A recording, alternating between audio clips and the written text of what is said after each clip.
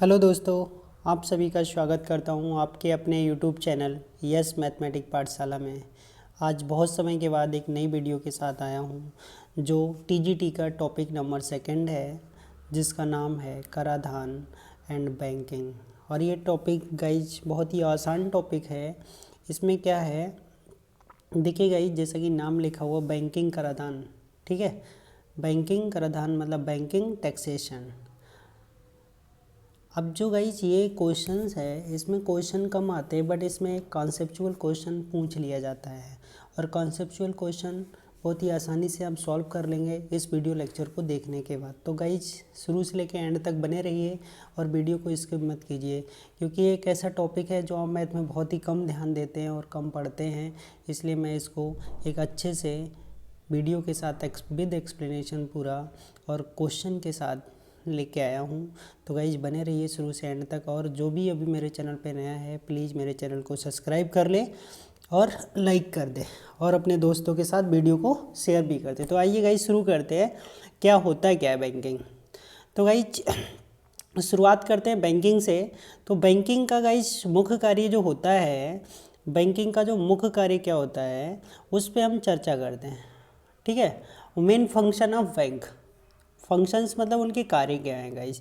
तो गाइज उनके कार्य जो होते हैं, वहाँ पहला पॉइंट देखेंगे, लोगों की बचत राशि को जमा रखना और मांगने पर ऋण लेने वाले को ऋण देना। जैसे गाइज किसी के पास रुपए इकट्ठे हैं तो वो चाहता है कि हम अपने रुपए बैंक में जमा कर दें, तो बैंक उसके रुपए क्या कर लेती है गाइज, जमा कर लेती है। जब किसी के पास रुपए नहीं रहते तो वो बैंक से ऋण अगर लेना चाहता है तो बैंक उसे ऋण दे देती है। ये बैंक का पहला काम हो गया। दूसरा काम ये हो गया गाइज, विभिन्न व्यक्तियों एवं फर्मों से भुगतान प्राप्त करना, ठीक है गाइज। ब्याज और लाभांश प्राप्त करना। ब्याज मतलब लोगों को जब वो टैक्स दे मतलब ऋण देती है तो उनसे क्या करती है, ब्याज प्राप्त करती है, ठीक है गाइज। और लाभांश प्राप्त करना, और लाभांश प्राप्त करने का मतलब उसे जो लाभ प्राप्त होता है, ठीक है गाइज। विभिन्न व्यक्तियों और फर्मों से मतलब कैसे भुगतान होगा, जैसे उसने किसी को क्या किया, ऋण दिया है, तो उनसे क्या करेगा, वो उसके फर्मों से भुगतान और व्यक्तियों से उसका भुगतान प्राप्त कर ले, जिससे उसको ब्याज और लाभ प्राप्त होगा। वह दूसरा काम ये होता है, एक स्थान से दूसरे स्थान को धन स्थानांतरित करना। धन स्थानांतरित करने का मतलब गाइज ये होता है कि बैंक एक स्थान से दूसरे स्थान को जो मनी ट्रांसफ़र कर सकती है, एक बैंक से दूसरे बैंक में कर सकती है, या आप यहाँ बरेली में हो, ठीक है, आपका रुपया दिल्ली में सेंड करना है, तो वो किसके द्वारा हो जाएगा, बैंकिंग के द्वारा हम अपने रुपए को एक स्थान से दूसरे स्थान तक ट्रांसफ़र कर सकते हैं। प्रीमियम आदि का नियमित रूप से भुगतान करना गाइज। प्रीमियम का मतलब ये होता है, जैसे कोई बीमा कराता है, अगर वो अपना लिंक बैंक को ऐड कर देता है तो उसकी एक निश्चित डेट पर उसकी बैंक से उसके प्रीमियम का जो शुल्क होता है, अर्थात बीमे का जो शुल्क होता है, वो डेट पे कट जाता है, जिससे कि व्यक्ति के लिए बैंक वो प्रीमियम जो होता है उसकी धनराशि को जमा करने, ठीक है, LIC या किसी अन्य जहाँ से भी उसने बीमा करा रखा है वहाँ पे जाने की कोई ज़रूरत नहीं होती है। बस क्या करना होता है, उसे जिस डेट पे वो कटना होता है उस डेट से पहले अपने बैंक में, ठीक है, उस राशि को जमा रखना होता है, ठीक है। मुद्रा का विनिमय गाइज, मुद्रा का विनिमय आप समझते होंगे, जैसे कोई बाहर से कोई रुपए लेके आया है, ठीक है गाइज, तो उसका मुद्रा का एक्सचेंज करना मतलब रुपए का एक्सचेंज करना। जैसे आपका ऑस्ट्रेलिया का है, आप इंडिया में हो, ठीक है, तो उस रुपए को चेंज करना है तो वो बैंक ही काम करती है आपके बाहर की मुद्रा को आपकी मुद्रा में कन्वर्ट करने का, ठीक है गाइज। अगला है अपने ग्राहकों की हुंडियों और विनिमय बिलों का भुगतान करना, ठीक है गाइज। विनिमय बिलों का भुगतान करना ये होता है गाइज, जैसे आपको कहीं भी क्या करना है, आपने बैंक से मतलब किसी भी चीज़ को भुगतान का, जैसे आप समझ लीजिए आपने कोई गाड़ी ली है, ठीक है गाइज। गाड़ी लेने का क्या होता है, जैसे हम किस्तों पर EMI बांध देते हैं। EMI का मतलब ये है गाइज, जैसे आप क्या करते हैं कि एक पर्टिकुलर अमाउंट की EMI फिक्स कर देते हैं और वो अपनी बैंक में रुपए डाल देते हो, हर महीने EMI आपकी क्या होती है, कट जाती है। विनिमय बिलों का भुगतान भी हो जाता है। ग्राहकों की मूल्यवान वस्तुओं को सुरक्षित रखने के लिए लॉकर का उपलब्ध कराना। जैसे गाइज आपने देखा होगा कि हम बैंकों में क्या होता है, सोना चांदी अपना जमा कर देते हैं, लॉकर के अंदर क्या कर देते हैं, रख देते हैं, जिससे कि क्या बना रहता है, वो सुरक्षित बना रहता है और उसकी पूरी जिम्मेदारी किसकी होती है, बैंक की होती है। तो गाइज ये आपने इसके सारे मतलब मेन पॉइंट्स पढ़ लिए कि कौन कौन से बैंक के जो हैं वो कार्य हैं। तो गाइज आपसे 4 ऑप्शन देके कोई पूछ सकता है कि इनमें से कौन सा बैंक का कार्य नहीं है, तो गाइज उसमें आपको टिक करना है। नया है साख पत्र, साख पत्र का मतलब लेटर्स ऑफ क्रेडिट, ठीक है गाइज, गश्ती नोट, सर्कुलर नोट्स, नकदी आदेश, कैश ऑर्डर्स, बैंक ड्राफ्ट, ठीक है, ट्रेवलर्स चेक और ठीक है गिफ्ट चेक जारी करना, ये सारे काम बैंक क्या करती है, ठीक है गाइज। अगला बचत बैंक खाता। बचत बैंक खाता गाइज क्या होता है, सेविंग अकाउंट में क्या होता है गाइज, सेविंग अकाउंट ये होता है, सेविंग अकाउंट में हम अपनी बचत राशि को किसी बैंक के बचत खाते में, ठीक है, क्या करते हैं गाइज, सावधि या मियादी जमा खाता, ठीक है, आवर्ती जमा खाता आदि में जमा क्या करते हैं, करा देते हैं। जैसे गाइज हमारा जो बचत अकाउंट होता है उसमें क्या करते हैं, हम अपनी राशि को जमा कर सकते हैं, किंतु किन्हीं इन सभी में से बचत बैंक खाता सर्वाधिक क्या है गाइज, लोकप्रिय है। वैसे क्या है, सावधि है, म्यादी जमा खाता है, आवर्ती जमा खाता है, बट इन सब में सबसे ज़्यादा जो प्रचलित है या अच्छा है वो क्या है गाइज, बचत बैंक खाता, सेविंग अकाउंट, ठीक है। बैंक बचत खाता धारी को एक पासबुक जारी किया जाता है। जब गाइज हम अपनी किसी बैंक में जब हम क्या करते हैं, खाता खुलवाते हैं, तो बैंक क्या करती है, हमारे लिए एक पासबुक जारी कर देती है। इस पासबुक पर बैंक बचत खाता की खाता संख्या लिखी रहती है। पासबुक में खाताधारी के नगद या चेक द्वारा किस तारीख में कितना धन जमा कराया गया, किस तारीख में कितना धन निकाला गया, वो सारा का सारा पैसा उस बैंक की जो पासबुक होती है उसमें एंट्री कराने पे क्या होता है गाइज, पता चल जाता है, ठीक है गाइज। सारी प्रविष्टियाँ बैंक द्वारा दर्ज की जाती हैं।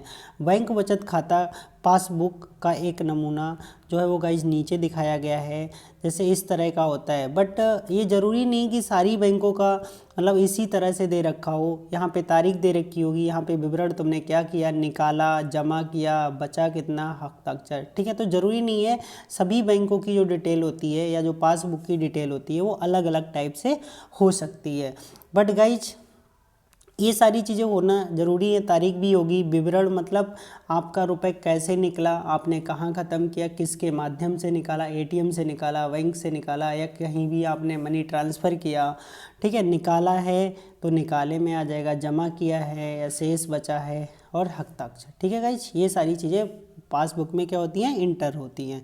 तो गाइज आगे देख लीजिए, खाताधारी द्वारा, खाताधारी का मतलब जो होता है जिसका अकाउंट होल्डर होता है, अकाउंट होल्डर को बोलते हैं गाइज हम खाताधारी। मांग, ठीक है, मांग किए जाने पर बैंक उसे बशर्त, ठीक है, उसे इस शर्त पर चेक बुक की सुविधा भी उपलब्ध कराता है। जैसे गाइज क्या होता है, अगर हम चाहें बैंक से हम चेक बुक भी उपलब्ध मतलब या ले सकते हैं, जिससे कि हमें क्या होता है, हम किसी को चेक काट कर दे सकते हैं और वो उससे रुपए निकाल सकता है। तो क्या करता है, खाताधारी द्वारा मांगे जाने पर, वैसे डायरेक्ट इशू नहीं होती है, जब खाताधारी मतलब अकाउंट होल्डर जब वो क्या करता है बैंक से, ठीक है, चेक बुक अगर मांगता है तो उसके लिए बैंक जो होती है चेक बुक की सुविधा उपलब्ध कराता है। किसी खाताधारक बैंक के नियमों के अनुसार अपने खाते में एक न्यूनतम राशि, ठीक है, जमा होना क्या है गाइज, आवश्यक है। गाइज क्या होता है, बैंक की एक मिनिमम रिक्वायरमेंट होती है कि इतना रुपए आपका बैंक में जमा होना चाहिए। अगर इससे कम रुपए जमा है तो आपका क्या होता है, पर महीने कटता रहता है मतलब आपका टैक्स लगने लगता है, ठीक है, मतलब कटौती होती है, जिससे कि मिनिमम जो अमाउंट होता है उतना आपको रखना ही रखना है। अगर उससे आपने कम किया तो आपका बैंक रुपए काट लेती है, ठीक है। क्या लिखा है गाइज, एक चीज़ बहुत अच्छे से ध्यान रखिएगा, बैंक द्वारा बचत खाते में कैलेंडर माह के 10वें दिन और अंतिम दिन, मतलब जिसमें दोनों तिथियां शामिल हों, के बीच न्यूनतम जमा राशि, ठीक है, 10 रुपये के गुणज में, 10 रुपये के गुणज में पर भुगतान किया जाता है। तो गाइज ये लाइन सबसे ज़्यादा इम्पॉर्टेंट है, इस लाइन का न्यूमेरिकल करते समय सबसे ज़्यादा यूज होता है। ये गाइडलाइन इसलिए इम्पोर्टेंट है गाइज क्योंकि हमें पता होना चाहिए कि हमारे लिए जो बैंक ब्याज देगी वो किस रुपए पर देगी। मतलब अगर हमने सपोज 15 तारीख को जमा किया है तो क्या उस महीने के एंड तक हमें कोई ब्याज मिलेगा या नहीं मिलेगा। तो गाइज मैं आपको एक चीज़ बता दूं, बैंक हमेशा 10 तारीख तक, ठीक है, मतलब 10 तारीख या 10 तारीख से पहले जो भी रुपए हमने जमा किया है, अगर वो रुपए उस महीने की अंतिम तिथि तक जमा रहता है तब तो उस पर ब्याज मिलेगा, अन्यथा उस पर ब्याज नहीं मिलेगा। सपोज अगर एग्जांपल सपोज कर लीजिए आपने 5 तारीख को 1 लाख रुपए बैंक में जमा किया है और 20 तारीख को आपने 50,000 रुपये निकाल लिया और बाकी बचा हुआ जो रुपए है वो आपका पूरे महीने तक लगा रहा, तो गाइज इसमें आपको सिर्फ जो ब्याज मिलेगा वो सिर्फ 50,000 रुपये मिलेगा। 50,000 रुपये इसलिए नहीं मिलेगा क्योंकि आपने वो 50,000 महीने की अंतिम तिथि के पहले ही निकाल लिया। ब्याज आपको जब भी मिलेगा जब आपका जो रुपए होता है वो गाइज कौन कौन सी दोनों तिथियाँ, 10वें दिन मतलब 10 तारीख और अंतिम दिन, दोनों तिथियाँ उसमें शामिल दिखनी चाहिए, तभी वो रुपए मिलेगा। अर्थात 10 तारीख भी होनी चाहिए, अगर महीना 30 का है तो 30 भी दिखना चाहिए, 31 का है तो 31 भी दिखना चाहिए और 29 या 28 का है तो ये भी दिखना चाहिए। तो गाइज मैं आपको बता दूं 10 और साथ में ये चारों डेटें, ठीक है, जिसका मंथ है अगर ये नहीं दिखेंगी तो उस पे आपको उस राशि पर ब्याज बैंक द्वारा नहीं मिलेगा, ठीक है। आगे देख लीजिए गाइज, बचत बैंक खाते की वर्तमान ब्याज दर जो है 4.25% वार्षिक है, किंतु यह दर परिवर्तनशील है क्योंकि गाइज क्या है, बैंक अभी जो दे रही है वर्तमान समय में वो 4.25% की दर से वार्षिक ब्याज देती है, जो खाताधारी मतलब अकाउंट होल्डर अपने खाते में रुपए जमा करते हैं उस पे, ठीक है। बट गाइज ये जो दर है या जिस रेट से आपको इंटरेस्ट मिलेगा वो क्या होती है, समय दर समय क्या होती है, चेंज होती रहती है, अर्थात ये परिवर्तनशील होती है और बैंकों द्वारा इस ब्याज दर में समय समय पर परिवर्तन किया जाता है। अलग अलग बैंकों के नियमों के अनुसार ब्याज मतलब खाताधारी के खाते में प्रति छमाही या प्रति वर्ष क्या किया जाता है गाइस, संयोजित किया जाता है। ऐसा नहीं है बैंक हर महीने में तुम्हारे रुपए, आपके रुपए में जैसे हर महीने 50,000 पड़े हैं, 1 साल तक लगातार 50,000 पड़े रहे तो हर महीने उसका नहीं करेगी। वो बैंक हो सकता है 6 महीने के बाद आपके रुपए पर ब्याज आपके खाते में, ठीक है, डिपॉजिट करे, या हो सकता है 1 साल के बाद डिपॉजिट करें। तो ठीक है गाइज, ये समझ में आ गया बैंक का क्या क्या काम होता है, किस पे ब्याज मिलता है। गाइज अब मैं आपको बता दूं कि अन्य जमा खाते कौन कौन से होते हैं। पहला म्यादी का मतलब होता है फिक्स्ड डिपॉजिट। फिक्स्ड डिपॉजिट में क्या होता है गाइज, हम एक बार रुपए अपना डाल देते हैं और वो फिक्स कर देते हैं। इस प्रकार के खाते में एक नियत अवधि के लिए धनराशि जमा की जाती है। जैसे गाइज आपने क्या किया, फिक्स्ड करा ली, आईडी करा ली, जैसे 5,000 रुपये आपने डाल दिया 5 साल के लिए। तो उसमें क्या होता है गाइज, हम बीच में नहीं निकाल सकते। अगर हम बीच में उस रुपए को निकालते हैं तो हमें उस पर कुछ भी लाभ नहीं होगा। इस प्रकार के खाते में एक नियत अवधि के लिए धनराशि जमा की जाती है और इस अवधि के समाप्त हो जाने के बाद ही धन निकाला जाता है। बचत बैंक खाते में जमा राशि की तुलना में इस जमा राशि पर बैंक अपेक्षाकृत अधिक ब्याज दर से ब्याज देती है। तो गाइज मैं बता दूं, जो हम अपना रुपए फिक्स कर देते हैं 5 साल, 10 साल या 20 साल के लिए, तो ये क्या करते हैं, उसी अवधि के पूर्ण हो जाने के बाद ही हम वो रुपए निकाल सकते हैं और इस राशि पर जो बैंक होती है हमें मतलब सिंपल अकाउंट जो होता है, बचत खाता होता है, उसकी अपेक्षाकृत ज़्यादा ब्याज देती है। तो आप समझ गए होंगे गाइज, म्यादी का मतलब फिक्स्ड डिपॉजिट्स होता है। सेकंड गाइज है सावधि जमा मतलब टर्म्स डिपॉजिट। टर्म्स डिपॉजिट का मतलब गाइज ये होता है, इसमें जमा की राशि पर ब्याज की दर इस बात पर निर्भर करती है कि धन राशि कितनी अवधि के लिए जमा की जा रही है।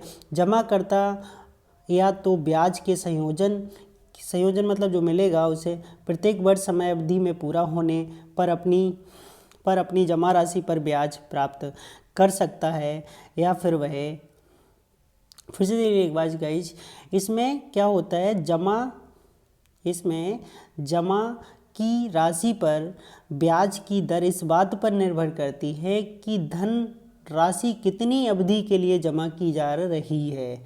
आपने 10 साल के लिए किया है, आपने 5 साल के लिए किया है, आपने 1 साल के लिए किया है, तो उसी के अकॉर्डिंग आपको ब्याज मिलेगा।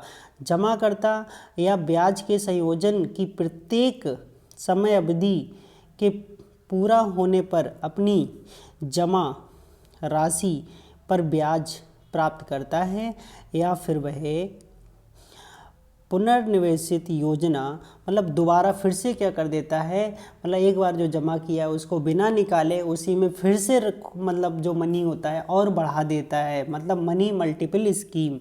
ठीक है, पुनर्निवेशित योजना या मनी मल्टीपल स्कीम के अंतर्गत अपने ब्याज की राशि पर पुनर्इन्वेस्टमेंट, ठीक है, रीइन्वेस्टमेंट कर सकता है। तो गाइज ये तो हो गया आपका बैंक से रिलेटेड। अब आप कुछ गाइज देख लिए टैक्स क्या होते हैं, इसके लिए मैं गाइज अभी आगे भी बताऊंगा। आयकर का मतलब होता है गाइज इनकम टैक्स। आयकर का परिकलन कैसे किया जाता है, करदाता मतलब जो भी कर देता है वो क्या हो जाता है गाइज, करदाता हो जाता है। करदाता की सकल आय, सकल आय का मतलब होता है गाइज उसकी वार्षिक इनकम कितनी, एनुअली मतलब इनकम कितनी, एक साल में कितनी आय है उसकी। पर आयकर का परिकलन निम्नलिखित शीर्षों के अंतर्गत किया जाता है। वेतन से आय कितनी है, संपत्ति से, व्यापार से, पूंजी लाभ से, अन्य स्रोतों से, इन सभी स्रोतों से उसकी क्या किया जाता है गाइज, कुल आय देखी जाती है। बिक्री कर या टैक्स क्या होता है गाइज, बिक्री कर सेल टैक्स। कुछ वस्तुओं को बाजार से खरीदने पर हम उन्हें वस्तुओं के विक्रय मूल्यों से अधिक एक निर्धारित दर पर कुछ राशि देनी पड़ती है। जैसे गाइज क्या होता है, जैसे हमें 100 रुपये की कोई चीज़ है, अगर हमें उस पर GST लग रही है तो हो सकता है वो 100 की जगह 105 रुपये में हमें मिले, बट जो 5 रुपये आपने एक्स्ट्रा दिए गाइज वो आपका क्या था, कर था। तो यही हो जाता हमारा बिक्री पर कर देना। ठीक है गाइज, सेल्स पर टैक्स देना। कुछ वस्तुओं को बाजार से खरीदने पर, ठीक है, हम उन वस्तुओं के विक्रय मूल्यों से अधिक एक निर्धारित ठीक है गाइज, एक निर्धारित दर पर कुछ राशि देनी होती है। चाहे हो सकता है वो 2% देना पड़े, 1%, 5%, कुछ भी हो सकता है। यह दर खरीदी गई अलग अलग वस्तुओं पर अलग अलग होती है। वस्तुओं को खरीदने पर उनके विक्रय मूल्य से अधिक दी गई राशि को बिक्री कर या सेल टैक्स कहते हैं। ठीक है गाइज, उम्मीद करता हूँ समझ में आ गया होगा। आगे देख लीजिएगा गाइज। बिक्री कर सभी वस्तुओं पर नहीं लगाया जाता, उसका भुगतान केवल कुछ विशेष वस्तुओं की खरीद पर ही करना होता है। ऐसा नहीं है कि आप 5 रुपये की कोई चीज़ लेने जा रहे हो उस पर भी आपको बिक्री कर अलग से देना पड़ेगा। तो गाइज मैं एक क्वेश्चन बता रहा हूँ, ये क्वेश्चन है, उसके बाद मैं आपके लिए कराधान के क्वेश्चंस कराऊंगा। पहले आपने जो बैंकिंग पढ़ा है गाइज उसको अच्छे से समझ लीजिए। तो गाइज पहले समझ लेते हैं, जनवरी माह में उसकी 3 एंट्रियाँ हैं। ठीक है गाइज, क्या लिखा, किसी एक वर्ष में दीप्ति शर्मा के बचत खाते में जो पासबुक है के पृष्ठ दर्ज प्रविष्टियाँ नीचे दिखाई गई हैं। इसका मतलब ये है कि एक साल में उसने जितना रुपए निकाला डाला, ठीक है गाइज, वो सभी उसकी पासबुक पर प्रिंट होके ये आया है। तो आपको बताना होगा किस महीने में ब्याज लगेगा और कितनी क्वांटिटी पे लगेगा।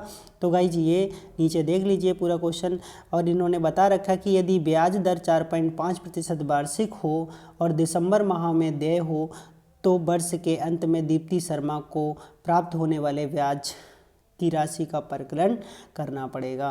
कितना करना होगा या कितना होगा, तो गाइज पहले देख लेते हैं, जनवरी की कंसीडर कर लेते हैं। तो जनवरी में गाइज 1 तारीख को उसके खाते में कितने रुपए थे, 1500 रुपये। 5 तारीख को उसने 10,000 रुपये और जमा कर लिए, तो गाइज कितने हो गए, 1000 और जमा कर लिए, तो गाइज कितने हो गए, 2500। और गाइज क्या हुआ, 20 जनवरी को उसने 500 रुपये निकाल लिए। तो गाइज जब कितने बचे हैं, 2000 रुपये बचे। अब ये जो 2000 रुपये बचे हैं गाइज, अभी आपका अगर ये 20 तारीख को 5000 नहीं निकालती तो महीने के एंड तक उसके 2500 पड़े रहते। बट इसने जो महीने से पहले ही निकाल लिए तो इन 500 रुपये पर कोई भी ब्याज नहीं लगेगा। तो सिर्फ और सिर्फ ब्याज लगेगा जनवरी माह में 2000 रुपये पर। तो गाइज देख लीजिए, जनवरी माह में जो ब्याज मिला होगा वो आपको कितना मिला होगा गाइज, 2000 पर। अगला देख लेते हैं गाइज सभी महीनों का। उसके बाद गाइज देख लेते हैं फरवरी में, देख लेते हैं क्या कंडीशन है। फरवरी में 2 डेटें हैं, एक 15 फरवरी को उसने गाइज 1200 रुपये जमा किए, जिससे 3200 हो गए। बट इस पर भी ब्याज नहीं लगेगा गाइज। क्यों नहीं लगेगा? क्योंकि ये जो राशि है वो 10 तारीख के बाद की है।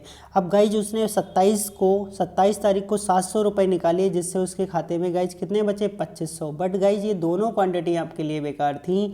बट आपका सिर्फ ब्याज लगेगा वो सिर्फ 2000 रुपये पे लगेगा। क्यों लगेगा? क्योंकि ये राशि जो थी वो 10 के बाद में जमा की गई थी। तो गाइज देख लीजिए फरवरी माह में जो आपका ब्याज होगा वो भी कितने पे लगेगा? ओनली 2000 पे लगेगा। अगला क्वेश्चन देख लिया। अगला गाइज फरवरी के बाद अगर मैं बात करूं, यहाँ पे ना तो मार्च है और ना ही अप्रैल है। तो मार्च महीने की शुरुआत जब 27 फरवरी को उसके खाते में 2500 रुपये थे, तो गाइज पूरे मार्च के महीने में भी 2500 पड़े रहे होंगे। तो गाइज मार्च में 2500 पे लगेगा, अप्रैल में भी 2500 पे लगेगा। ठीक है गाइज। तो मार्च और अप्रैल के महीने में कितना ब्याज लगेगा? 2500 और 2500। तो गाइज समझ में आ गया होगा। अगला देख लीजिए गाइज, मार्च अप्रैल, उसके बाद मई में क्या कंडीशन है। तो गाइज मई में 2 डेटें दे रखी हैं। 8 मई को उसने क्या किया गाइज, पहला वाला जो है वो निकासी होता है और दूसरा वाला जमा करना होता है। ठीक है गाइज। तो 8 मई को उसने 1000 रुपये निकाल लिए, जिससे उसके खाते में 1500 रुपये बचे। और 15 तारीख को उसने 700 रुपये जमा कर दिए, जिससे उसके खाते में 2200 हो गए। बट गाइज जो ये तो 15 तारीख को किए हैं ना, तो इन पे तो कोई मतलब ही नहीं बनता। तो मतलब जो बनता है वो सिर्फ और सिर्फ 1500 रुपये पे बनता है। तो मई के महीने में जो ब्याज लगेगा वो गाइज कितने पे लगेगा? 1500 रुपये पे लगेगा। अगला देख लीजिए गाइज। ऐसा क्वेश्चन गाइज आया हुआ है, बट उसमें इतनी क्वांटिटियाँ नहीं थी, ये पूरे महीने का था। उसमें 2-3 क्वांटिटी दे रखी थी। बट गाइज क्वेश्चन इस बार कंपटीशन बहुत ही टफ होने वाला है, कि बहुत सारे स्टूडेंट इस बार पार्टिसिपेट करने वाले हैं। तो गाइज आपको बहुत ही अच्छे से प्रिपरेशन करनी होगी। तो इसलिए अब आप देखिएगा, जून महीने में 3 प्रविष्टियाँ हैं। ठीक है। तो गाइज मई जब एंड आया था तो उसके खाते में 2200 रुपये पड़े थे। उसने 3 तारीख को और जमा किए, इन पे भी लगेगा। ठीक है गाइज। फिर उसने 14 तारीख को और जमा किए, इनसे हमें कोई मतलब नहीं, क्योंकि ये 14 के बाद है। बट इसने यहाँ पे 1200 रुपये निकाल लिए। तो गाइज वैसे हमारा 3700 रुपये पे लग जाता, बट इसने क्या किया, 26 तारीख को 1200 रुपये निकाल लिए थे। बट अब गाइज जो ब्याज लगेगा वो सिर्फ 3200 रुपये पे लगेगा। ठीक है गाइज। 3700 पे नहीं लगेगा, क्योंकि 3 तारीख को जमा तो किए थे, बट वो 3700 रुपये एंड तक जमा नहीं रहे। एंड तक महीने के एंड में जमा 3200 रुपये ही रहे। तो जून में कितना लगेगा गाइज? 3200। और जून के बाद जुलाई में भी 3200 रहेगा, क्योंकि जुलाई इसमें दिया हुआ नहीं है। अब गाइज अगस्त की बात कर लेते हैं। अगस्त में उसने 12 तारीख को जमा किए हैं, आपके मतलब के नहीं है। अगर 10 या 10 से पहले करता तो मतलब के हो जाते, बट उसने 1300 रुपये निकालिए, तब भी कोई दिक्कत नहीं है। तो इस महीने में भी, अगस्त में भी आपका सिर्फ 3200 पे ही लगेगा। ठीक है गाइज। अब अगर अगस्त के बाद सितंबर आता है, तो आप देख लीजिए अगस्त के लास्ट में कितने रुपए थे गाइज? 3900 रुपये। तो अगस्त के बाद सितंबर में कितना लगेगा? 3900। अक्टूबर में भी कितना लगेगा? 3900। ठीक है गाइज। 1 नवंबर को उसने 600 रुपये जमा किए। तो ठीक है गाइज, नवंबर में कितने हो गए? 4500। नवंबर में गाइज कितना हो गया था उसका? 4500 हो गया। अब गाइज आगे देख लीजिए, जब नवंबर में 4500 हो गया, 20 नवंबर को उसने फिर जमा किया था। 20 नवंबर को गाइज जमा किया, बट ये तो इस पे तो लगेगा ही नहीं, क्योंकि वो उसने 20 को किया। तो ये 4500 रुपये पे लगेगा। और 4500 रुपये पे लगेगा तो गाइज आपका जो नवंबर मंथ हो जाएगा उसमें 4500 रुपये लगेगा। 8 दिसंबर को उसने 1200 रुपये निकाल लिए गाइज। ठीक है। तो 4300 बचे, और 20 को उसने 2000 जमा कर दिए। तो 20 तारीख को जमा किए, उनसे तो हमें कोई मतलब ही नहीं है। तो दिसंबर माह में 4300 पे लगेगा। तो गाइज आपको सब उम्मीद करता हूँ समझ में आ गया होगा। अब इन सभी मंथ्स का देखा, कुल उसे कितना ब्याज मिला? उसे ब्याज मिला था 36,700 रुपये। अब 36,700 रुपये ब्याज मिला है गाइज, वो देख लीजिए। अब टाइम कितना दे रखा है क्वेश्चन में आपके लिए? टाइम दे रखा है कि ब्याज की दर 4.5% वार्षिक हो और दिसंबर माह में देय हो, तो वर्ष के अंत में, ठीक है, दीप्ति शर्मा को प्राप्त होने वाले ब्याज की क्वांटिटी बतानी पड़ेगी।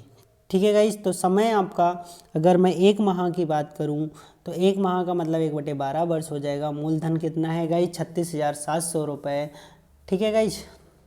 और आर आपका 4.5% दे रखा था, तो इसको भी हम क्या कर लेंगे गाइज? 4.5% है, पॉइंट हटा के बटे में कितना कर देंगे गाइज, बटे में 100 नहीं, मतलब 4.5 को 9/2 लिख दिया है और इसको सिंपली क्या कर लिया गाइज, सॉल्व कर लिया है। तो सॉल्व करने के लिए इसको आसानी से सॉल्व कर सकते हैं। ठीक है गाइज, जो समय है वो आपका कितना हो जाएगा 1/12, क्योंकि प्रत्येक माह में ब्याज देय हो रहा था, अलग अलग माह में, हर माह में ब्याज मिल रहा था, अलग अलग माह का अलग अलग निकाला गया था।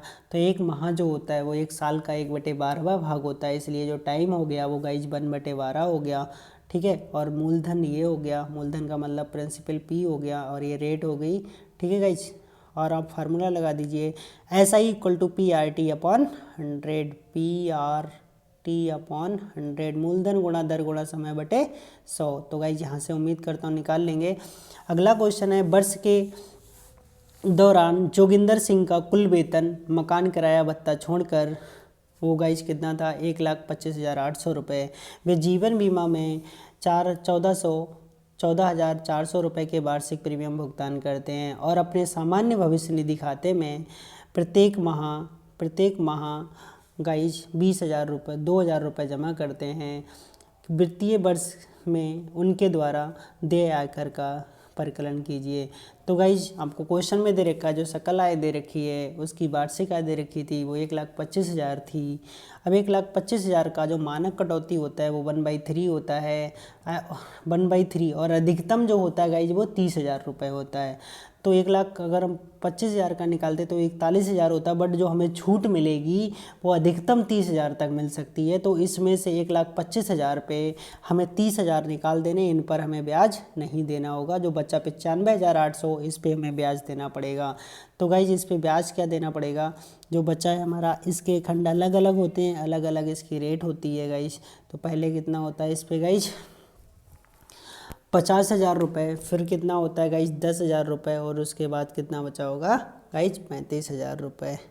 तो गाइज देख लीजिए, जो 50,000 तक होता है उस पर कोई भी राशि नहीं होती है, उसके बाद 10,000 पर 10% होता है। तो 50,000 पर गाइज 0 रुपये हो गया, और अगला जो 10,000 है उस पर 10% का मतलब 1,000 हो गया, और अगला जो जितना भी क्वांटिटी बचा है उस पर हमारा गाइज कितना है 20% है। तो 20% यहाँ से निकाल लेंगे इसका, और 1,000 ऊपर वाला सब जोड़ देंगे तो 9,160 रुपये आ जाएगा हमारा कुल आयकर। ठीक है गाइज, अब कुल आयकर इतना आ गया। जीवन बीमा को वार्षिक प्रीमियम में 14,000 रुपये जमा किया, वार्षिक में जमा किया है। तो गाइज टोटल भविष्य निधि खाते में वार्षिक जमा राशि वो प्रति माह 2,000 रुपये करता था, तो 12 से गुणा कर लिया तो 24,000 रुपये प्रत्येक साल में कर रहा होगा। तो गाइज यहाँ से उसे कुल कितना रुपये मिल चुका है, यहाँ से जो उसे रुपये मिल चुका है वो 38,400। अब इस पर जो छूट है वो केवल कितना है गाइज 20%, तो इसका 20% निकाल देंगे। तो 20% कितना आ जाएगा 7,680 रुपये। अब देय आयकर निकालना है तो 9,000 कितना था गाइज 160 रुपये, बट इतना हम पहले ही इतना छूट में इतना छूट हो जाएगा तो कितना बचा 1,480 रुपये। अब 1,480 का 2% लगता है अधिभार, अधिभार मतलब शिक्षा उक्षा पे लग जाता है, तो 2% इसका निकाल लिया तो 1,480 और प्लस यहाँ पे 1,480 और प्लस 29 आ जाएगा। तो गाइज यहाँ पे वो 1,480 पूरा होगा तो ये आ जाएगा गाइज 1,509 रुपये 60 पैसे। यहाँ पे थोड़ी गलती मिसप्रिंट हो चुका है गाइज, तो वो सही कर लीजिएगा, 1,510 रुपये लगभग आ जाएगा। और ये कराधान का क्वेश्चन है गाइज, ये क्वेश्चन पेपर में गाइज नहीं पूछा जाएगा आपसे, मैं बता दूँ। नेक्स्ट क्वेश्चन गाइज देख लीजिए। नेक्स्ट क्वेश्चन ये दे रखा है कि राम ने 12,350 रुपये मूल्य का एक सोफ़ा सेट खरीदा, उसने 7% की दर से बिक्री कर का भुगतान किया हो, तो ज्ञात करें, ये अच्छा क्वेश्चन है गाइस, जा सकता है, तो ज्ञात करें कि उसने इस सोफ़ा सेट के लिए दुकानदार के लिए कितनी राशि दी होगी। तो गाइस 12,350 रुपये जो था, ये गाइस 12,350 है, उसको सही कर लीजिएगा, पर 7% बिक्री कर दिया है। कितना गाइस 7% बिक्री। 7% का मतलब गाइज बिक्री कर होता है 100 रुपये की राशि पर 7 रुपये बिक्री कर देना। अब गाइज हमें एक पे निकालना है तो 7 बटे कितना हो जाएगा 100 हो जाएगा, और 12,300 पे निकालना तो उससे मल्टीप्लाई कर दीजिए। तो गाइज ये निकल के आया 864 5 रुपीज़। अब गाइज 12,350 रुपये तो देने हैं और प्लस से ये अलग से टैक्स देना है, तो कुल मिला के 13,214 रुपये 50 पैसे देने हैं। ठीक है गाइज, तो उम्मीद करता हूँ ये समझ में आ गया होगा। अब गाइज आगे कराधान देख लीजिए, टैक्सेशन। टैक्सेशन को करने के लिए गाइज क्या करते हैं हम, इसको समझ लीजिएगा। तो गाइज टैक्सेशन समझने के लिए सबसे पहले इसकी भूमिका बना लेते हैं। क्या है गाइज, वीडियो लंबी हो जाएगी बट कोई नहीं, आप एंड तक देखते रहिए, इससे आपका 1 नंबर तो पक्का श्योर है, आना ही आना है।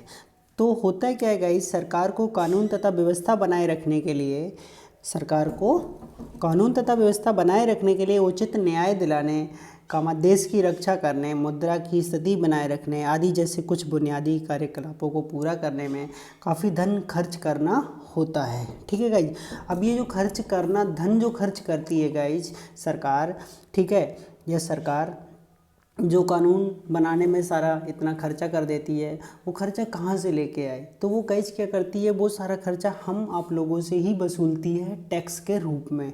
तो गाइज मैंने बताया था, सरकार को कानून तथा व्यवस्था बनाए रखने के लिए या उचित न्याय दिलाने के लिए, देश की सुरक्षा करने के लिए, मुद्रा की स्थिति बनाए रखने के लिए आदि जैसे कुछ बुनियादी कार्यकलापों को करने में पूरा करने में काफ़ी धन खर्च करना होता है। समय के साथ समूह मांगे भी बढ़ती जा रही हैं, जिसका परिणाम ये हुआ कि लोग अब सरकार से ये आशा करने लगे हैं कि वह लोगों के जीवन को बेहतर बनाने और उनको अधिक से अधिक सुविधा उपलब्ध कराने के लिए एक महत्वपूर्ण भूमिका निभाए।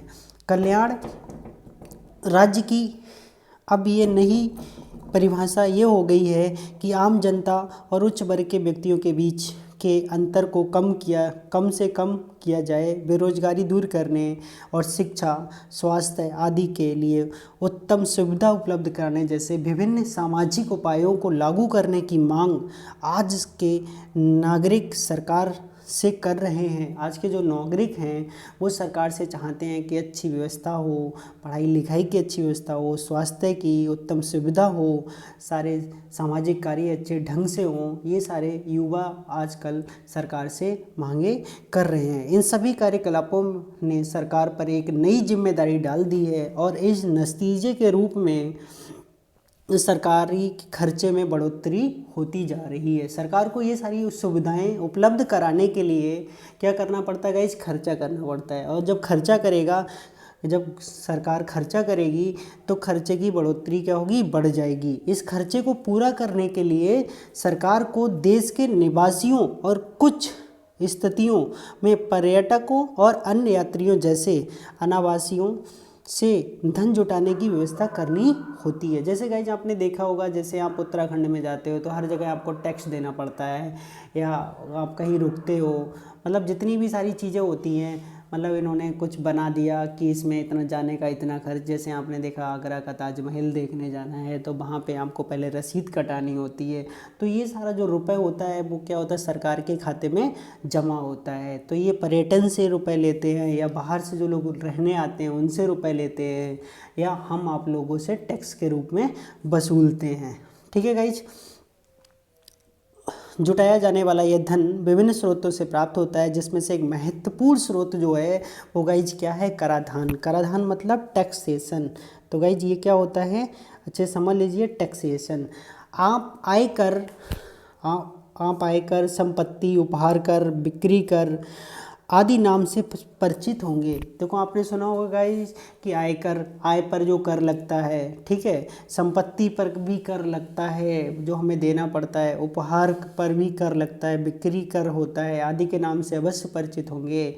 ये सभी कर प्रत्येक वर्ष केंद्रीय सरकार के बजट या राज्य सरकारों के बजट के प्रस्तावित किए जाते हैं, बढ़ाए जाते हैं या कम किए जाते हैं। केंद्र सरकार द्वारा लगाए गए करों के अंतर्गत जो, अब गाइज यहाँ से ये लाइन जो है वो बहुत ही इम्पॉर्टेंट आने वाली है कि केंद्र सरकार के द्वारा कौन कौन से कर लगाए जाते हैं। तो गाइज पहला होता आय पे कर, संपत्ति कर, उपहार कर, केंद्रीय, ठीक है, उत्पाद सीमा शुल्क, केंद्रीय बिक्री कर। ये सारे जो कर हैं गाइज वो किसके द्वारा लगाए जाते हैं, ये सारे केंद्र सरकार के द्वारा लगाए जाते हैं। आय कर, संपत्ति कर, उपहार कर, ठीक है गाइज, आय कर, संपत्ति कर, उपहार कर, केंद्रीय उत्पाद, सीमा शुल्क, केंद्रीय बिक्री कर आदि सब केंद्र सरकार के द्वारा लगाए जाते हैं। ठीक है गाइज। आगे राज्य सरकार द्वारा लगाए गए करों के अंतर्गत क्या क्या आता है गाइज?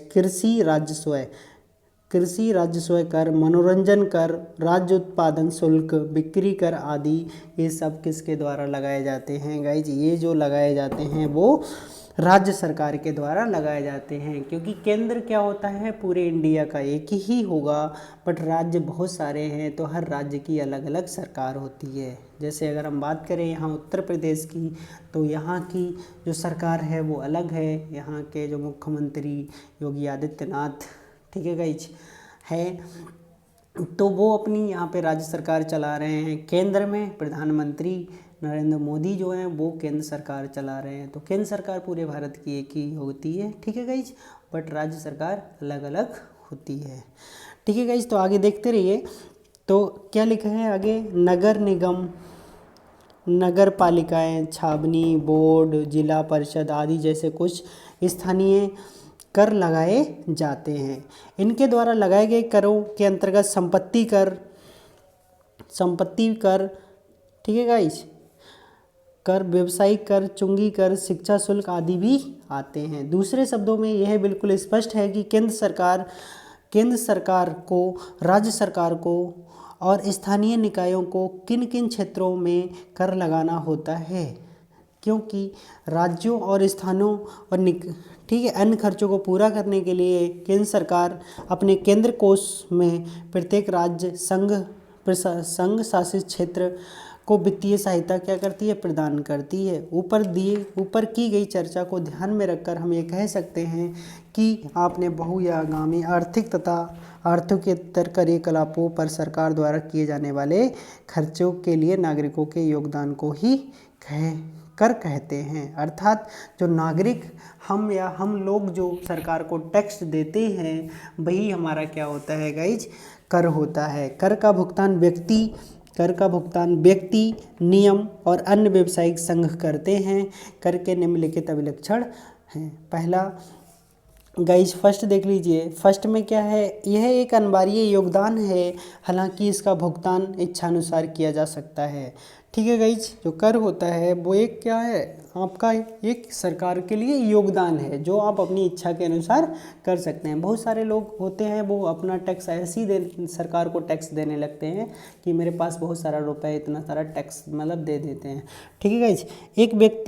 यह एक व्यक्तिगत दायित्व है। सेकंड, थर्ड, यह एक सर्वहित के प्रति किया गया योगदान है और कुछ अतिरिक्त सुविधा प्राप्त करने की कीमत नहीं है, ठीक है गाइज। इसे कुछ वैधानिक आवश्यकताओं के अनुसार लगाया जाता है, ठीक है गाइज। ये मोस्ट इम्पॉर्टेंट पॉइंट्स है।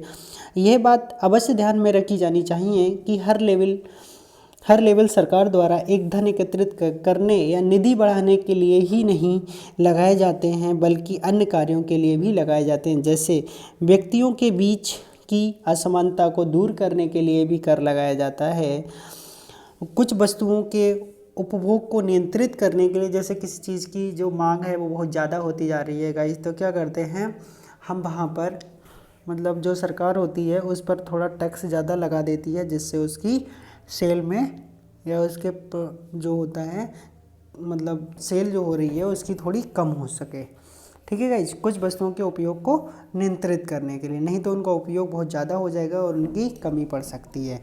कुछ वस्तुओं के उत्पादन या वितरण को नियंत्रित करने में आर्थिक अवस्था, ठीक है, व्यवस्था आदि को नियंत्रित करने में भी हमें कर लगाना होता है, ठीक है गाइस। इस तरह हम कह सकते हैं कि सरकार द्वारा अपनाई गई कर व्यवस्था से देश की अर्थव्यवस्था का दृष्टिकोण प्रतिबिंबित होता है।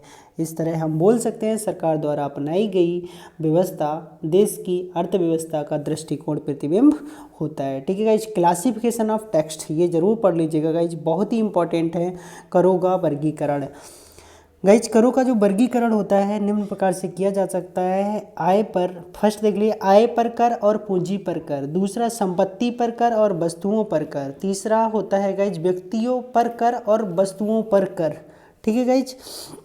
मोटे तौर पर करों को निम्नलिखित दो भागों में बांटा गया है। एक प्रत्यक्ष मतलब जिसे डायरेक्ट कर बोलते हैं, और एक अप्रत्यक्ष कर जो होता है गाइज वो इनडायरेक्ट टैक्स होता है। गाइज ये बहुत ही इंपॉर्टेंट टॉपिक है जिसमें आपसे पूछा जाता है, 4 टाइप के टैक्स दे देंगे और आपसे पूछ सकता है इनमें कौन सा डायरेक्ट कर है या कौन सा इनडायरेक्ट कर है, तो वो आपको बताना होगा। ठीक है गाइज, देख लीजिएगा।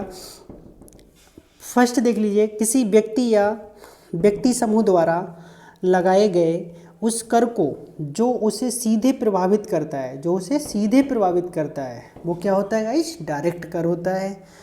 जैसे उसकी आय पर कर लगा दिया, जैसे किसी की 50,000 रुपये तनख्वाह है, उसे उस पर टैक्स देना पड़ रहा है, तो वो उसको सीधे प्रभावित करेगा। जैसे उसकी संपत्ति पर कर लग गया, ठीक है, उसने उपहार खरीदा कोई, उस पर टैक्स लग गया। तो ये जो गाइज होते हैं वो आय कर, संपत्ति कर, उपहार कर, ये जो होते हैं गाइज वो आपके क्या हो जाएंगे?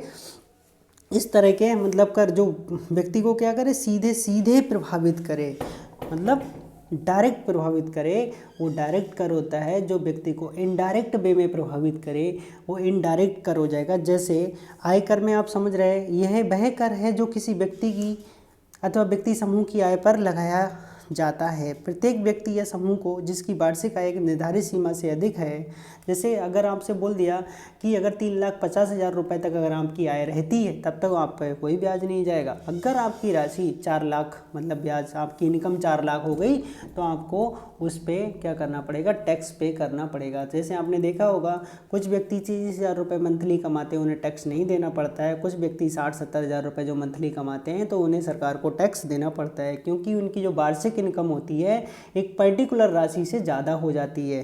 ठीक है गाइज, इसलिए उन्हें प्रत्येक साल क्या करना पड़ता है? फाइनेंशियल ईयर के प्रारंभ में ही आयकर की दरें निर्धारित कर दी जाती हैं और उन्हें उसी रूप से साल के एंड में कर देना पड़ता है। संपत्ति पर कर मतलब प्रॉपर्टी पर जो कर होता है वो भी हमारा डायरेक्ट कर होता है। यह वह कर है जो उसकी किसी व्यक्ति की संपत्ति पर लगाया जाता है। संपत्ति के अंतर्गत व्यक्तियों की सभी, ठीक है, परिसंपत्तियाँ, धन आदि, चाहे वे किसी भी स्थिति की हों, ठीक है। आज संपत्ति के मूल्यांकन तारीख पिछली वर्ष की 31 मार्च मानी जाती है।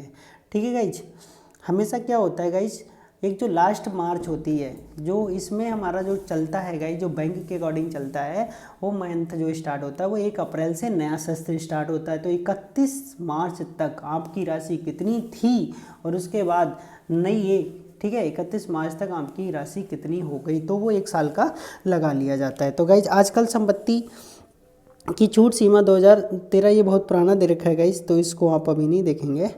ठीक है, 30 लाख रुपए से अधिक थी पहले तो संपत्ति कर 1% देना पड़ता था, बट ये हर साल चेंज होती रहती है गाइज। ठीक है, अब आप यहाँ पे कर समझ लीजिए, जो आपका मेन टॉपिक है वो नहीं पूछेगा आपसे, क्योंकि वो हर साल क्या होती है? चेंज होती है। तो गाइज ये देख लीजिए मेन टाइप से कौन कौन से डायरेक्ट कर होते हैं। तो गाइज आपको लिए मैंने बताया है आयकर, व्यापार कर, शुल्क, उत्पाद शुल्क, सीमा शुल्क। ठीक है गाइज, तो ये सब किसके उदाहरण हैं? ये सब उदाहरण हैं आपके डायरेक्ट कर के, अर्थात जो सीधे सीधे इंसान को प्रभावित करे वो आपका डायरेक्ट कर होगा। अब गाइज देख लीजिए आय का परिकलन, ठीक है, अनाउंसिएशन ऑफ इनकम टैक्स क्या होता है? एक वित्तीय वर्ष, गाइज यहाँ से देखिए पॉइंट फर्स्ट, एक वित्तीय वर्ष की सकल आय पर आयकर परिकलित क्या किया जाता है? 1 अप्रैल से 31 मार्च तक की अवधि के लिए वित्तीय वर्ष जो होता है वो फाइनेंशियल ईयर कहलाता है। गाइस फाइनेंशियल ईयर क्या होता है? 1 अप्रैल से 31 मार्च तक एक वित्तीय वर्ष कहलाता है। सकल आय का अर्थ होता है पूरे वर्ष में सभी स्रोतों से प्राप्त कुल आय कितनी है। अगला स्वीकार्य कटौती क्या होती है? कुछ ऐसी कटौतियाँ जो कि आयकर से मुक्त होती हैं, आयकर का परिकलन करते समय पहले उन्हें सकल आय से घटा दिया जाता है, तब शेष राशि पर आय क्या किया जाता है? परिकलित किया जाता है। बोल दिया जाता है कि ये अगर तुमने दान कर दिया है कोई रुपए या कहीं जमा कर दिया है या बीमे में जमा कर दिया तो उस पर आपका टैक्स नहीं लगेगा, बची हुई क्वांटिटी पर टैक्स लगेगा। तो गाइस जैसे हमने 3 लाख रुपए हमारी सैलरी थी, उसमें से ईयरली, उसमें से हमने अगर 1 लाख रुपए दान कर दिया है गाइस, तो वो 1 लाख रुपए पर कोई भी ब्याज नहीं लगेगा। तो ये जो स्वीकार्य कटौती होती है, ये इनको हमें क्या कर देना होता है गाइस? पहले ही सकल आय से माइनस कर देना होता है। सकल आय का मतलब गाइस आप समझ गए, जो वार्षिक आय होती है उसी को बोलते हैं सकल आय। गाइज मकान किराया भत्ता कुछ शर्तों के अधीन वेतन यो ठीक है भोगी व्यक्ति को मिलने वाले मकान किराया भत्ते का कुछ अंश आयकर के से क्या होता है गाइज मुक्त हो जाता है। जैसे आपको कुछ अगर रूम पे रह रहे हो टैक्स ठीक है जहाँ किराए पे, तो उसका आपको जो पे करते हो हर मंथ उसका ऐड होके लास्ट में क्या कर जाए उस पर कुछ छूट मिल जाती है। तो गाइज ये देख लीजिए पॉइंट नंबर 4 धारा 80G के अंतर्गत छूट। धारा 80G जो होती है उसके अंतर्गत हमें किस किस में, अगर हमने प्रधानमंत्री राहत कोष में कुछ रुपए दान किया है तो 100% छूट होगी, कुछ भी कटौती नहीं होगी। परिवार कल्याण राहत कोष के लिए भी 100% प्रधान ठीक है दुर्भिक्षित राहत कोष, राष्ट्रीय सैनिक कल्याण में कोई भी, राष्ट्रीय सुरक्षा कोष से में भी हमें कोई भी पे मतलब टैक्स नहीं देना पड़ेगा। सामुदायिक विवाह के लिए राष्ट्रीय कोष। तो गाइज ये जो हैं 80G के अनुसार जो क्वांटिटियाँ हैं या जो हमारी स्वीकृत की गई राशियाँ हैं जिनमें हमें 100% छूट मिलती है। अगर हमारी राशि चाहे वो भले 20 लाख हो जाए, अगर 20 लाख में से हमने 15 लाख रुपए आयकर या किसी में भी इनमें जमा कर दिया तो उस राशि पर कोई भी ब्याज नहीं लगे, टैक्स नहीं लगेगा, वो 100% आयकर से क्या होगी गाइज मुक्त होगी। तो प्रधानमंत्री राहत कोष, परिवार कल्याण, प्रधान दुर्भिक्षित राहत कोष, राष्ट्रीय सैनिक कल्याण कोष, राष्ट्रीय सुरक्षा कोष, सामुदायिक विकास के लिए राष्ट्रीय कोष, इन ये सभी क्वांटिटियाँ क्या होती हैं 100% आयकर से मुक्त होती हैं। गाइज आगे भी हैं विश्वविद्यालय या किसी राष्ट्रीय महत्व शिक्षा संस्थान में भी अगर आप कोई भी धनराशि मतलब दान कर रहे हो तो वहाँ भी 100% छूट मिलेगी। मुख्यमंत्री राहत कोष में कर रहे हो तब भी आपको 100% छूट मिलेगी। ठीक है गाइज। अब ये अगला देख लीजिए गाइज, अगर आप जवाहरलाल नेहरू स्मारक में कर रहे हो तो आपको 50% छूट मिलेगी और इंदिरा गांधी स्मारक ट्रस्ट में कर रहे हो तब भी आपको 50% छूट मिलेगी। कोई अन्य परामर्श संस्था जिसको दान दिए या चंदे 80 धारा ठीक है पर धारा 80G लागू होती है, प्रथम 1 से 8 तक पर 100% छूट मिलती है और 9 से 10 में 50% छूट दी जाती है जो अभी आपने पढ़े हैं। लास्ट के प्रधानमंत्री और जवाहरलाल नेहरू पर 50% है, बाकी ऊपर के जितने भी 8 आपने पढ़े हैं उन सभी पे आपको 100% छूट मिल जाती है। नोट धारा 80G के अंतर्गत मिली छूट को राशि को आय से घटाया जाता है, टोटल जो आय होती है। गाइज अभी हमने 80G पढ़ी थी, अब आप 80C के अकॉर्डिंग पढ़ लीजिए। 80C में क्या क्या आता है गाइज, जीवन बीमा, भविष्य निधि, राष्ट्रीय बचत प्रमाण पत्र, ट्यूशन फीस, ठीक है हाउसिंग लोन, भुगतान की राशि अधिकतम 1 लाख रुपए तक सकल आय में से कम कर देते हैं। मतलब ज़्यादा से ज़्यादा तुम्हारा कितना भी हो हमें उससे मतलब नहीं है, सरकार ने तय किया है सिर्फ 1 लाख तक हम आपको छूट दे सकते हैं, उससे ज़्यादा क्वांटिटी पे छूट नहीं देंगे। तो 1 लाख तक जो होती है 80C के अंतर्गत इन चीज़ों पे अगर हम खर्चा कर रहे हैं, जीवन बीमा, भविष्य निधि, राष्ट्रीय बचत, ट्यूशन फी, हाउसिंग लोन में 1 लाख तक सरकार छूट दे देती है। ठीक है, अगला एक क्वेश्चन देख लीजिए।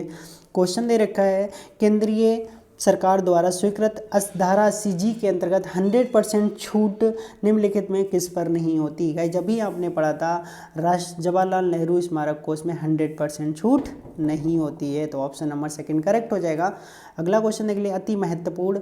तो गाइज ये जो हैं ये हर साल बदलती हैं तो इसलिए इनको इतना पढ़ना इंपॉर्टेंट नहीं है। अभी 2011-12 है, 12-13 है, आगे 12-13 हो जाएगा।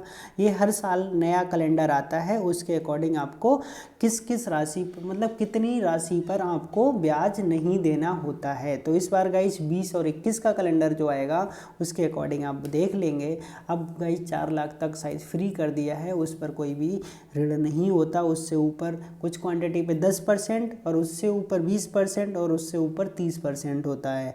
तो गाइज ये रही तुम्हारा पीछे। अभी जो गाइज मैंने कराधान में मेन रूप से आपके जो टैक्स होते हैं, एक तो होता है गाइज कौन कौन से टैक्स होते हैं वो, और टैक्स में भी मैंने 2 टाइप के टैक्स बताए थे, एक डायरेक्ट टैक्स और एक इनडायरेक्ट टैक्स। डायरेक्ट टैक्स वो होते हैं जो इंसान को डायरेक्ट प्रभावित करते हैं, वो डायरेक्ट टैक्स कहलाते हैं।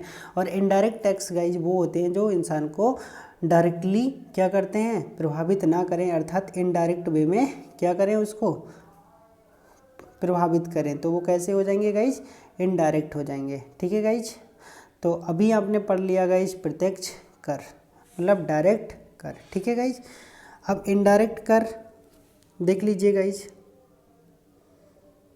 और गाइज इन करों को छोड़कर जो बचे हुए जितने भी कर होते हैं गाइज, वो सब इनडायरेक्ट कर होते हैं। ठीक है गाइज, तो गाइज अगर आपको वीडियो अच्छा लगा हो तो प्लीज़ चैनल को सब्सक्राइब करें, लाइक करें, शेयर करें। जय हिंद।